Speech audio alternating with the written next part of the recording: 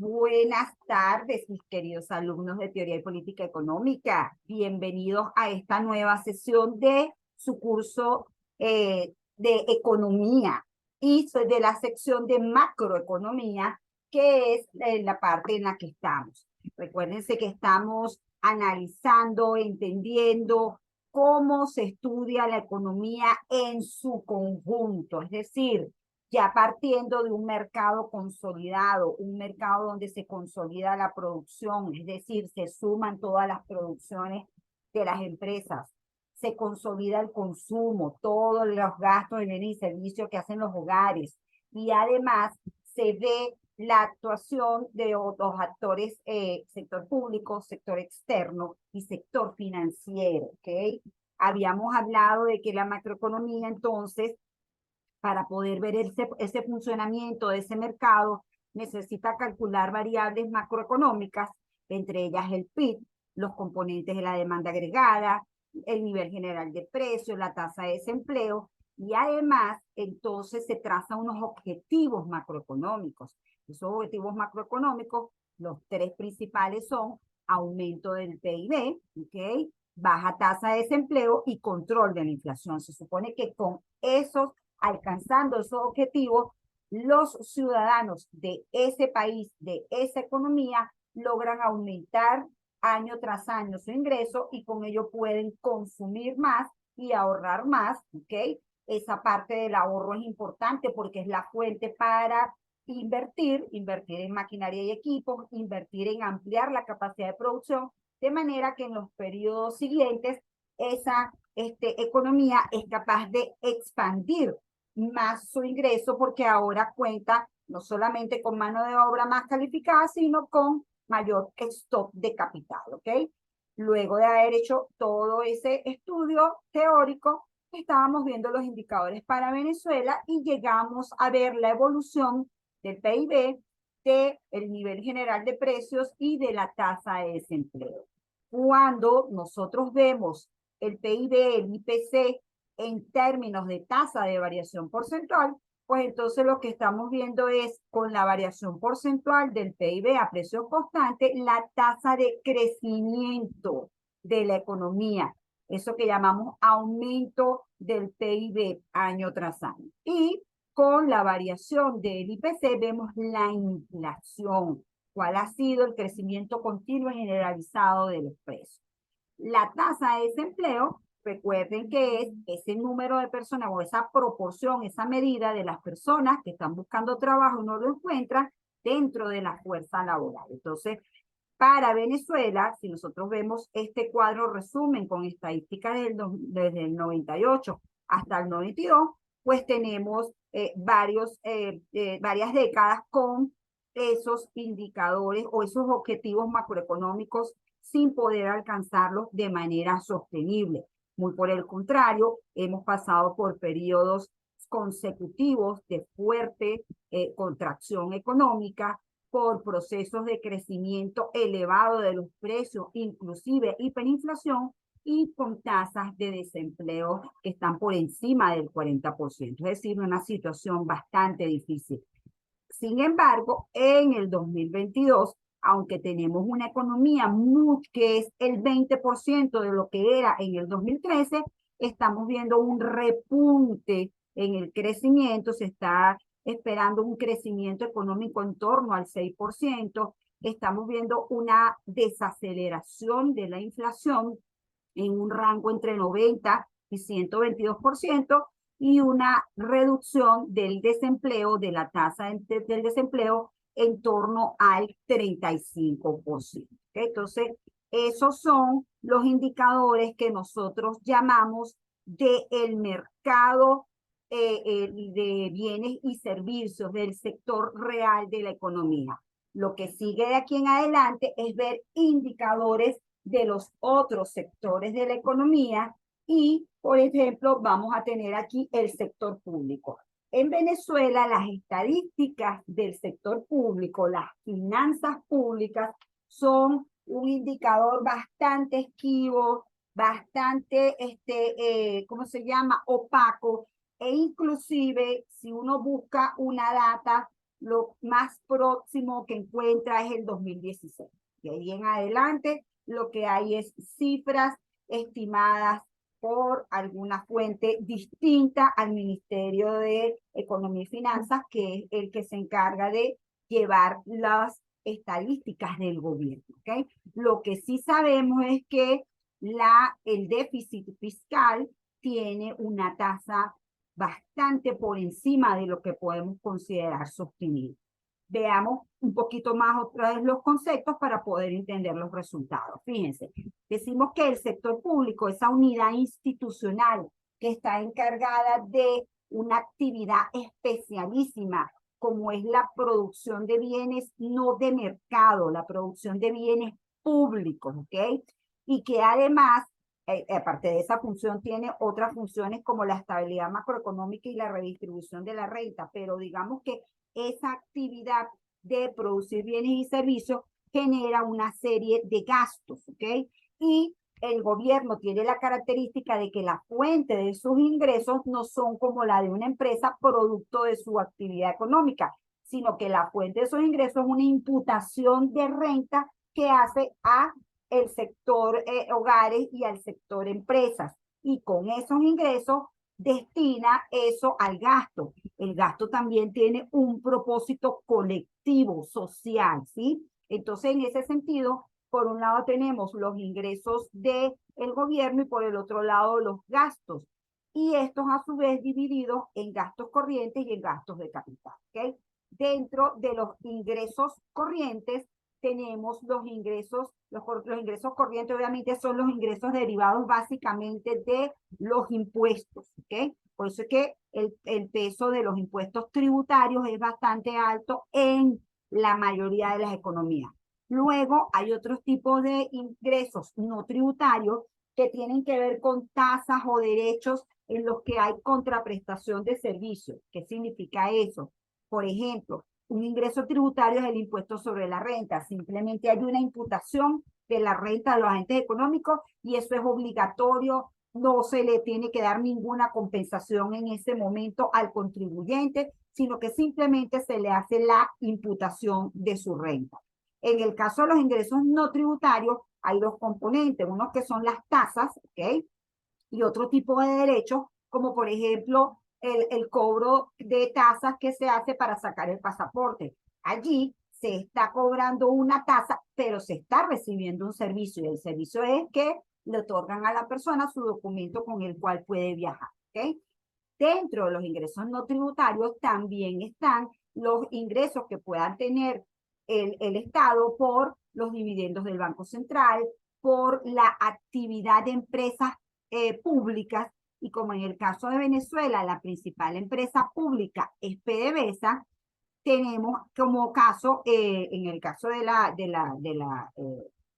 el caso de PDVSA y las utilidades de PDVSA, los dividendos o el pago de regalías, esos constituyen, el pago de regalías constituye un impuesto y el pago de los dividendos, ¿ok? Constituye un ingreso para el gobierno y entonces por eso es que aquí el monto es más elevado en el caso del gobierno venezolano, que es un sector, tiene un sector público muy particular, son más altos los ingresos no tributarios que los tributarios. Todos los tributos son impuestos, es decir, el impuesto sucesorial, todos. Si nosotros los clasificamos básicamente en impuestos, tenemos, déjenme buscar por aquí rapidito, impuestos sobre la renta, impuestos a las ganancias del capital, contribuciones a la seguridad social, impuestos sobre los bienes y servicios, impuestos sobre el comercio, todo lo que sea una imputación y en la cual no hay contrapartida en ese momento. No es que el contribuyente recibe algo a cargo, eso es un ingreso tributario. ¿Ok? Esa es la diferencia con los no tributarios, que los no tributarios se clasifican en dos formas: los que tienen que ver con los derechos y tasas y los que tienen que ver con ingresos procedentes de o empresas públicas o de propiedades que tenga el Estado. Por eso es que también podemos dividir los ingresos en corrientes y de capital. Obviamente estos ingresos son entrada de dinero por actividades corrientes del Estado y estos ingresos de capital serían ingresos provenientes de la venta de algún activo. Por ejemplo, si ocurre una privatización, ese ingreso se contabiliza como un ingreso de capital, ¿ok? En el caso de los gastos, también los tenemos divididos en gastos corrientes y de capital. Básicamente, el Estado en estos gastos corrientes que están aquí tiene tres categorías muy importantes. Uno, todos los gastos que tiene que hacer para esa labor de producir bienes públicos no de mercado, ¿ok? Esos bienes públicos como la salud, la educación, la seguridad, muchas veces el agua, la electricidad, ¿ok? Entonces deben ser bienes que los estados deciden llevar a cabo porque el mercado no los produce de manera eficiente, de manera suficiente. Entonces, esa actividad genera que el gobierno tenga que hacer pagos de bienes y servicios, tenga que comprar insumos y además tenga que contratar personal y entonces pagar sueldos y salarios. Esas son dos categorías importantes de los gastos corrientes. Y una tercera, que es la que tiene el mayor peso, son las transferencias que hace el gobierno a las familias. En ese proceso de redistribución de la renta, se supone que de esta parte de los tributos que están aquí, buena parte son para devolverlos en forma de transferencia a los sectores que resultan menos favorecidos del proceso de distribución de la renta, ¿ok? Entonces, esos son los tres conceptos más grandes en gastos corrientes. Y toda la inversión en activos fijos son considerados gastos de capital. Toda la inversión que se haga en carretera, en infraestructura, todos son gastos de capital. Los únicos gastos de capital que se consideran gastos corrientes son los que tienen que ver con toda la inversión que se hace en el sector militar. ¿Okay? Es la única que, como excepción, se considera también un gasto corriente.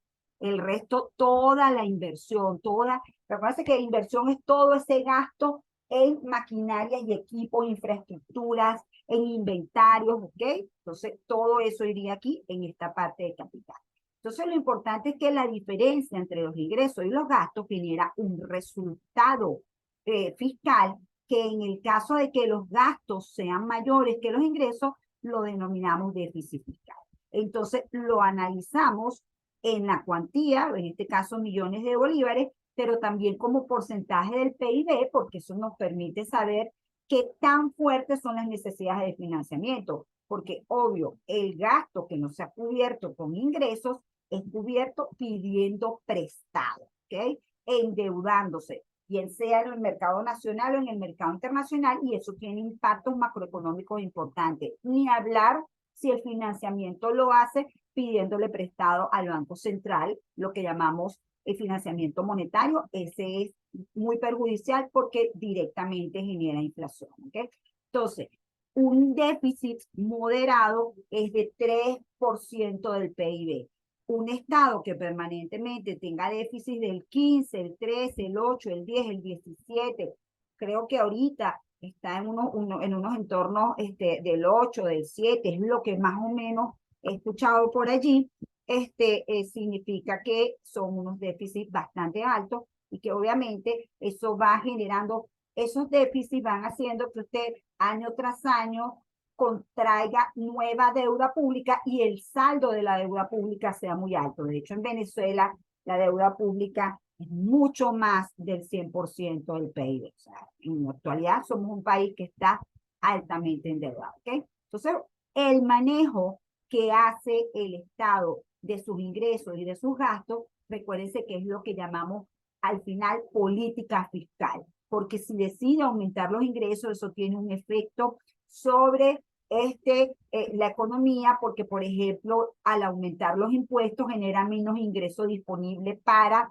la economía como tal, es decir, hay menos para consumir y menos para ahorrar.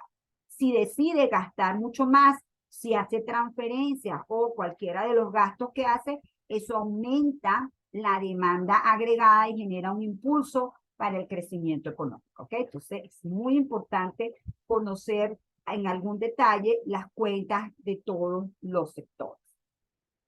¿Cómo nos ha ido en el tema del mercado de dinero? Bueno, otra vez, la primera cosa que me interesa es que entendamos que cuando hablamos de cantidad de dinero, lo que estamos hablando es de las monedas y billetes y los depósitos que hay en el sistema bancario. ¿Okay? Repito, este no es el mercado financiero, este es el mercado monetario. Entonces, el indicador que permite medir la cantidad de dinero se llama liquidez monetaria y está conformado por el dinero y el cuasi dinero siempre lo debemos asociar con esa mercancía que nos permite hacer los intercambios por otros bienes y servicios.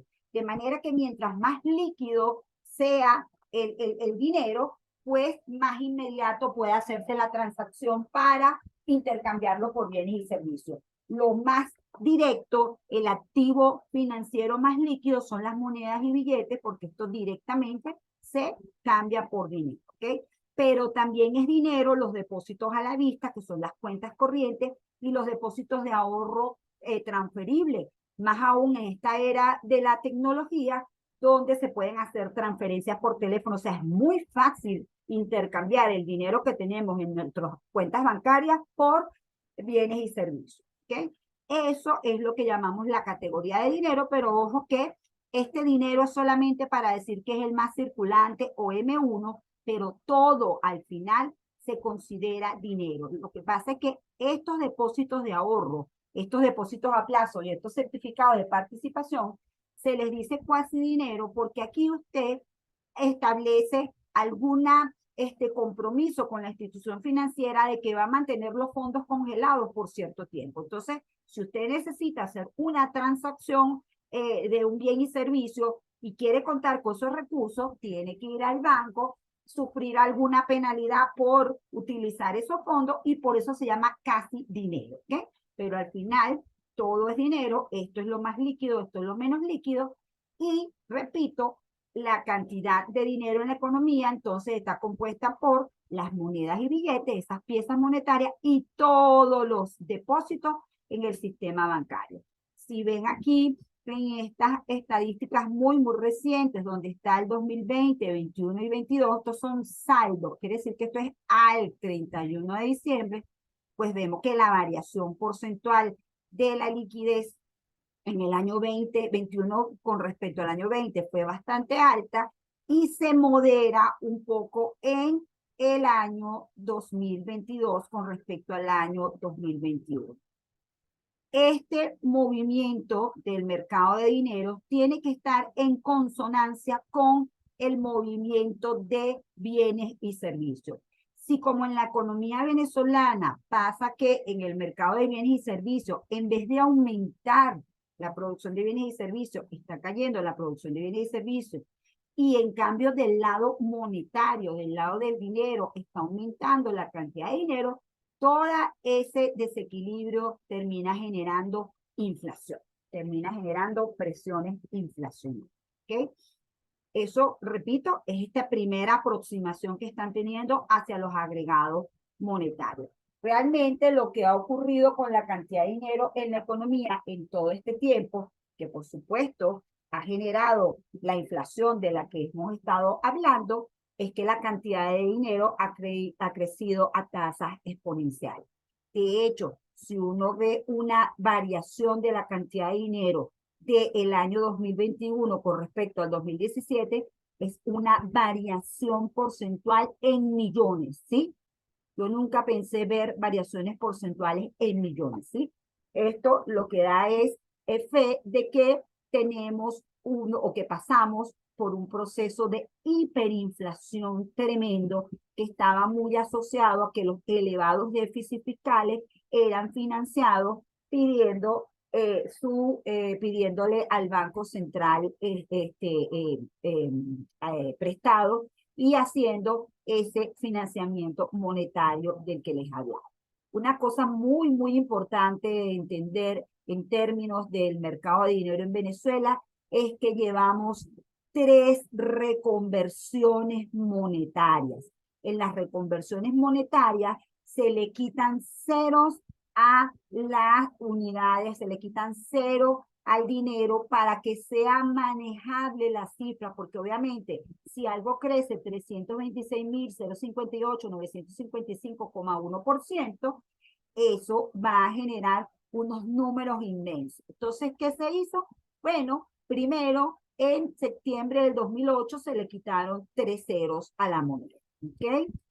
El proceso de hiperinflación arranca en noviembre del 2017 y eso hace que para el 2018 sea necesaria una segunda reconversión y se le quitan 5 ceros a la moneda.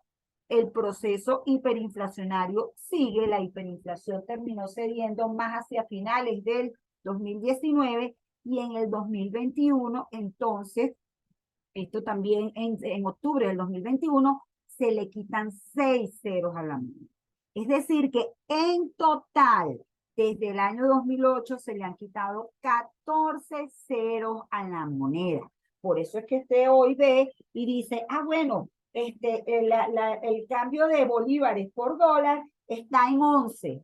Bueno, está en 11 porque hemos pasado por 3 reconversiones monetarias, ¿ok? Sí, lo vamos a ver más adelante, sí, nosotros no hubiésemos pasado por eso de reconversiones monetarias, para cambiar bolívares por dólar, por un dólar, la cantidad fuera exorbitante. ¿Ok? Entonces, bueno, ¿eso qué implica? Implica que la liquidez monetaria ha tenido unas variaciones porcentuales muy elevadas.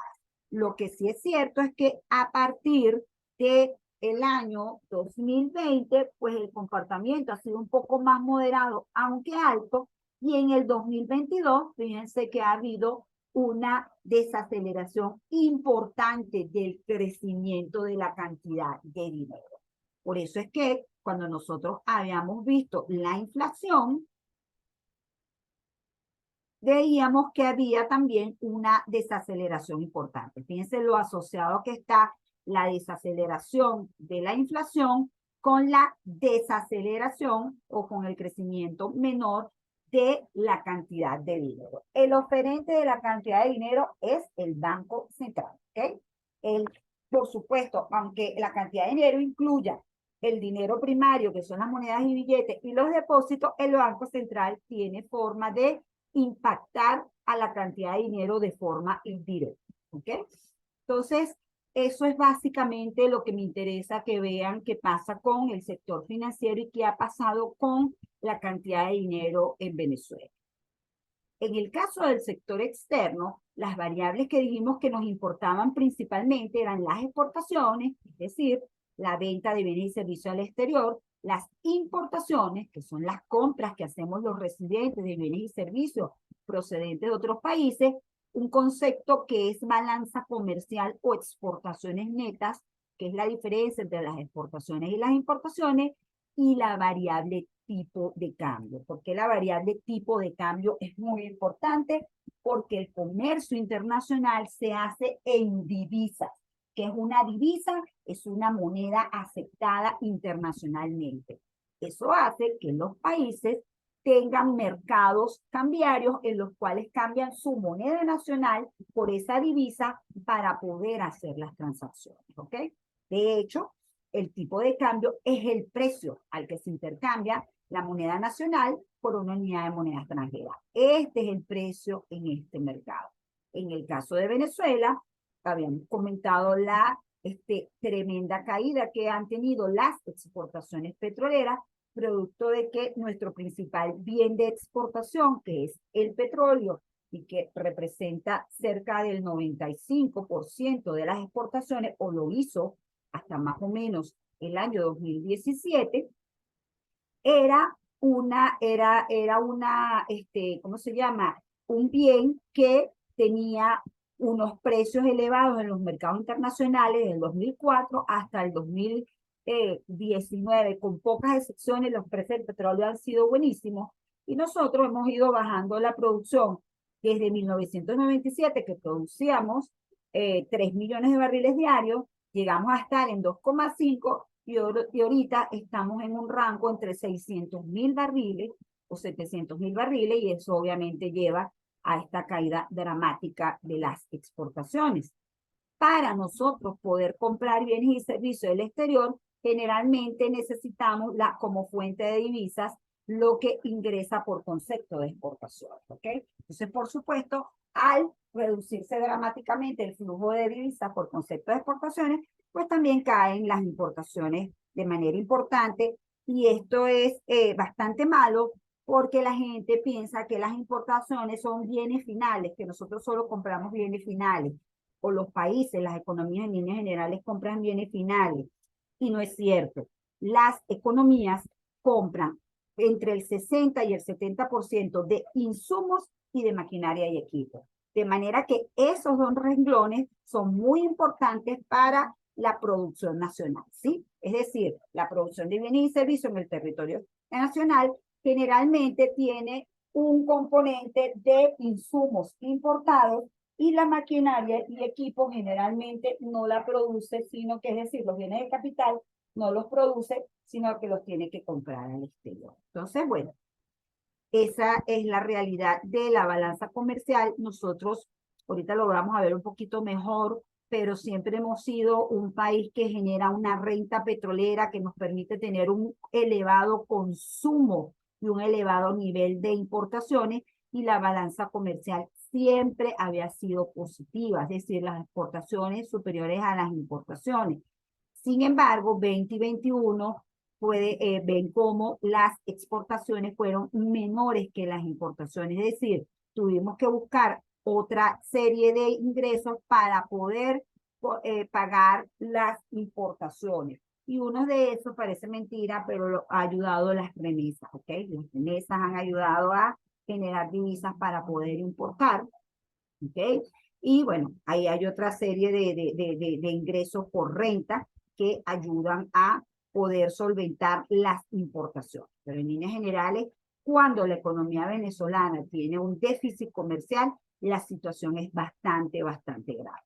Del lado del tipo de cambio, repito, este es el precio en este mercado, pues así como ha ocurrido un brote inflacionario, así como ha ocurrido un crecimiento tremendo de la cantidad de dinero, pues ha ocurrido un crecimiento muy importante del tipo de cambio, ¿ok? Aquí tenía unas gráficas en las cuales simplemente el cuadro que está allá estaba desarrollado. Fíjense, aquí estamos viendo, repito, exportaciones e importaciones, viendo siempre como las exportaciones generalmente son mayores que las importaciones, a excepción del 2020-2021. Toda esta tragedia está explicada por lo que pasó en el mercado petrolero, ¿ok? Y del lado del tipo de cambio, pues bueno, las depreciaciones han sido tremendas. En el año 2010 el tipo de cambio era 8,2, llegó a ser 1.363. Esto aquí estamos hablando con la primera reconversión monetaria del 2008. Fíjense que en el 2017-2021 también se pasa de unos niveles de 25.000 a unos niveles de 333.000, es decir, siempre son unas subidas del tipo de cambio abismal. Vamos a verlas mejor aquí en este cuadrito. Y es, en este cuadrito tenemos el tipo de cambio promedio sin la reconversión de agosto del 2018 ni de octubre del 2021, es decir, solo con la primera reconversión. Y entonces, si tratamos de ver el valor sin las reconversiones, pues en el año 2017 necesitamos 23.560,43. En ese momento el bolívar se llamaba soberano, ¿ok? Para intercambiarlo por $1. De no haber ocurrido estas dos reconversiones, que si se dan cuenta fue haberle quitado 11 ceros a la moneda, pues entonces necesitáramos, ya que se me salió de,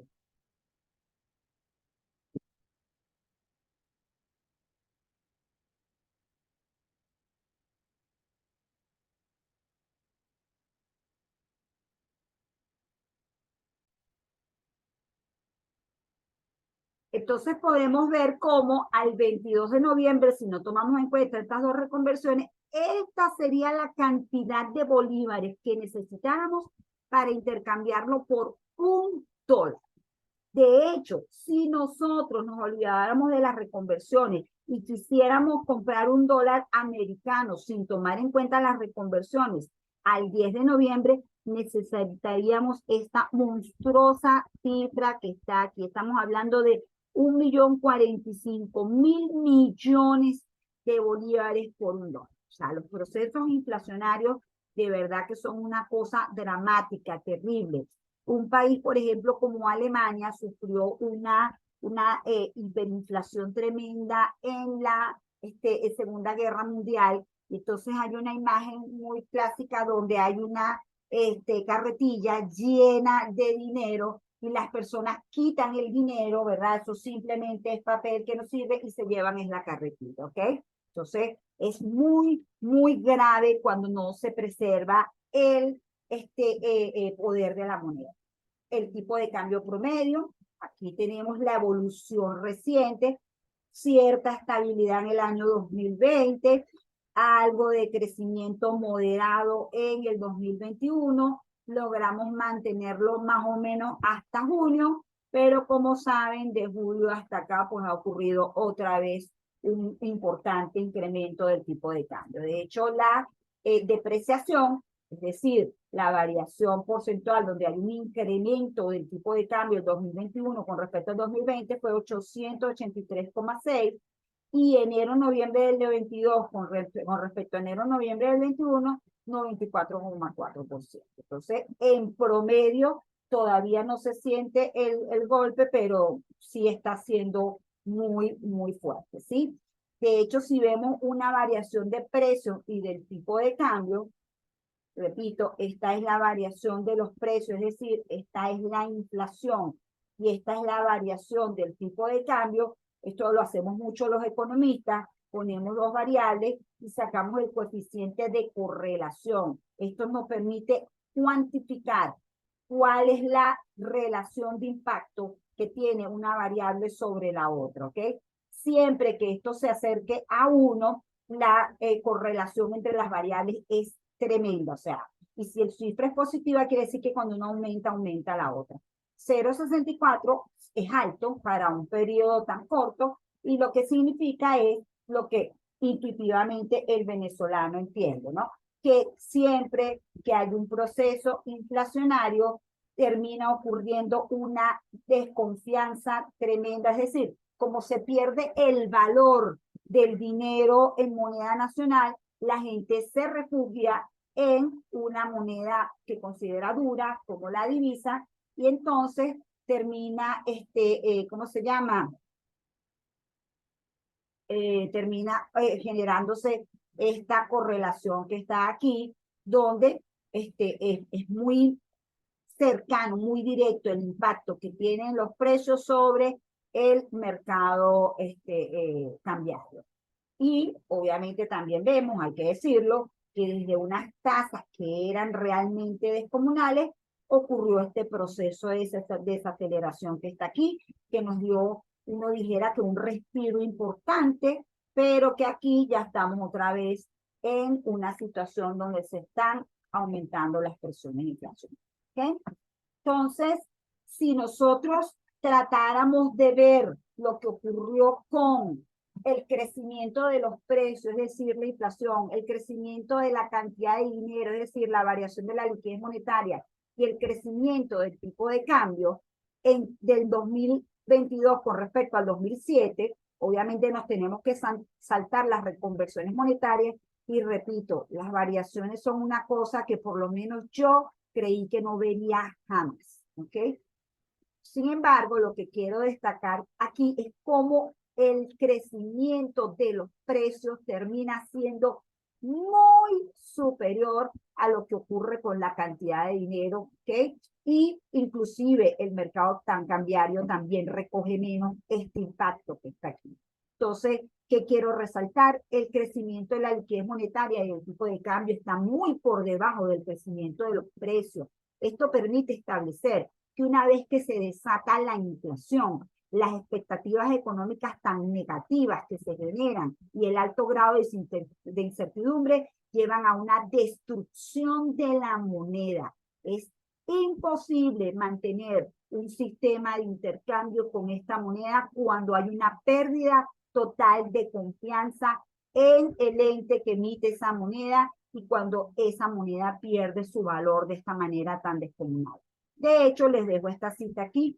Como decía Lenin, Lenin decía, según nos explica el profesor Keynes, y yo lo conseguí en el libro de Gregory Mankiw, decía lo siguiente: la mejor forma de destruir el sistema capitalista es corromper la moneda. El proceso sitúa todas las fuerzas ocultas de la ley económica del lado de la destrucción. Es decir, por eso es que los bancos centrales, tanto la Reserva Federal en Estados Unidos como el Banco Central Europeo, están dejando de lado los efectos que pueda haber sobre el crecimiento económico mundial, están aceptando que haya una recesión, pero piensan que es imposible seguir manteniendo las presiones inflacionarias en los niveles que están ahorita, porque realmente ocurre esto, jóvenes. La inflación destruye completamente el funcionamiento del sistema de mercado. Recuérdense que hicimos mucho énfasis en la unidad 2 de que los precios son esa señal que guía las decisiones de los agentes económicos. Todos los mercados tienen un precio relevante. A nivel macroeconómico, el precio relevante en el mercado de bienes y servicios es el IPC. El precio relevante en el mercado de trabajo es el salario. El precio relevante en el mercado del dinero es la tasa de interés. Y el precio relevante en el mercado externo es el tipo de cambio. Entonces, si esas variables están distorsionadas, no hay forma de que funcione el mecanismo del mercado. ¿Okay? Entonces, finalmente, tenemos economistas muy brillantes que han estudiado este proceso de hiperinflación en Venezuela y qué es lo que ha pasado. Y los hermanos Rivera, por ejemplo, nos dicen que un papel estelar de los controles de precios y del tipo de cambio en la dinámica de la inflación elevada, que pasó de hiperinflación a noviembre del 2017. Es decir, la cosa empezó mal con los controles de precios y con el control del tipo de cambio, porque eso fue generando restricciones de oferta. Restricciones de oferta que hicieron que después hubiese presiones por el lado de la demanda y aumentaran los precios.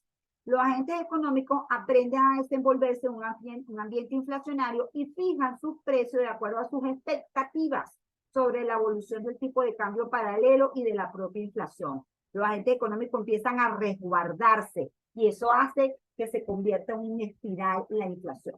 Y finalmente, lo más importante es que al final esa causalidad normal entre que la cantidad de dinero es la que genera la inflación se rompe. Ya después ocurre doble direccionalidad o mutua causalidad. Resulta que entonces puede ser las presiones cambiarias las que generen inflación, puede ser la inflación la que genere crecimiento de la cantidad de dinero. Se vuelve un esquema donde no es fácil entender las relaciones entre las variables. Entonces, bueno, vamos a dejarlo por aquí en esta primera hora. Nos vemos en la hora siguiente. ¿Se ha entendido la cosa o voy muy rápido?